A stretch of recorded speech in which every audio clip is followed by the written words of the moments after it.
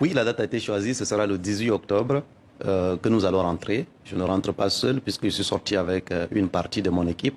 Nous avons parcouru le monde à présenter les faits, à sensibiliser sur la situation de notre pays, sur les exigences de notre peuple qui veut pouvoir choisir démocratiquement ses dirigeants. Et nous avons fini cette mission et nous rentrons pour continuer ce travail et cette lutte auprès de notre peuple. Vous donnez une date de retour, Succès Masra, alors que vous avez fui le pays pour échapper à d'éventuelles poursuites? Non, je n'ai pas fui le pays et je ne suis pas en exil. Je n'ai demandé l'asile politique nulle part, ni en France, ni aux États-Unis, ni dans aucun pays africain. Vous aviez reçu une convocation? Je suis sorti du Tchad 10 jours après le 20 octobre pour porter les faits, les preuves. Et finalement, je crois que le monde s'est rallié à la fois à ces chiffres et ces données que nous avons présentées au monde pour porter à l'attention du monde entier la vraie situation et les vraies exigences de notre peuple. Et donc, vient le moment de rentrer, sauf si vous voulez m'apprendre quelque chose relativement à quelque convocation que ce soit. Je n'ai pas fait Vous n'avez pas reçu de convocation? Je n'ai pas reçu de convocation particulière. Si vous rentrez, est-ce que vous êtes prêt à répondre à la justice du pays? Je n'ai pas été convoqué par la justice. Vous m'apprenez, donc probablement il y aurait quelque chose allant dans ce sens me concernant. Peu importe. Certains de vos militants, partisans ont été graciés.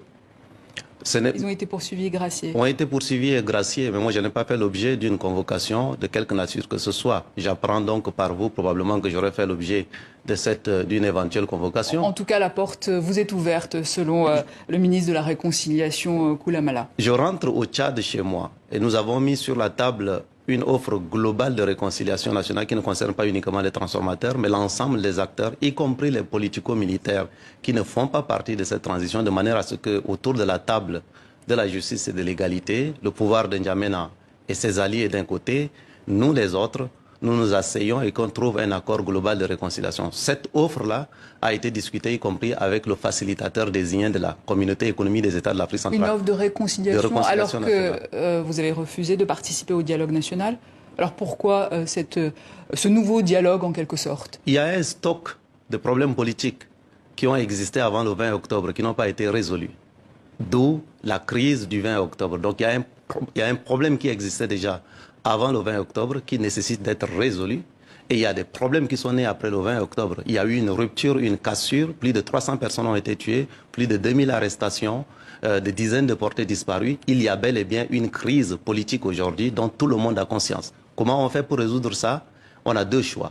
De constater deux chemins qui évoluent en parallèle ou alors d'avoir le courage des hommes d'État capables, malgré une crise, de s'asseoir à la table et de se réconcilier sur la base de la justice et de l'égalité. Cette offre, elle est sur la table et ce n'est pas une offre pour que moi je rentre, c'est une offre de réconciliation politique nationale. Je suis un Tchadien, je dois pouvoir rentrer chez moi. Mais le gouvernement n'est pas prêt de répondre à cette offre que vous lui proposez. Ah ben donc, ça voudrait dire que le gouvernement ne veut pas la réconciliation nationale, malgré une crise qui est constatée par tout le monde, et veut donc plutôt un accord de, je dirais, de capitulation. Ce serait cela. S'il n'y a pas d'accord, vous rentrez quand même. L'accord ne concerne pas mon retour au pays. L'accord, c'est l'accord de réconciliation nationale qui n'a rien à voir avec mon retour. La date de mon retour a été choisie de commun accord avec mes militants, avec mes équipes, après avoir fini ce pourquoi nous sommes sortis. Et c'est pour cela que nous allons rentrer. De préférence, un accord politique global avec tous les acteurs en amont, ce serait une bonne chose. En l'absence de cet accord, nous rentrons quand même parce que la décision elle est prise. Succès Masra, le coup d'État au Niger, c'était il y a 2 mois. La France a annoncé le retrait de ses troupes. De son côté, le Tchad de Déby est considéré comme le dernier allié de la France au Sahel. Qu'est-ce que ça vous évoque?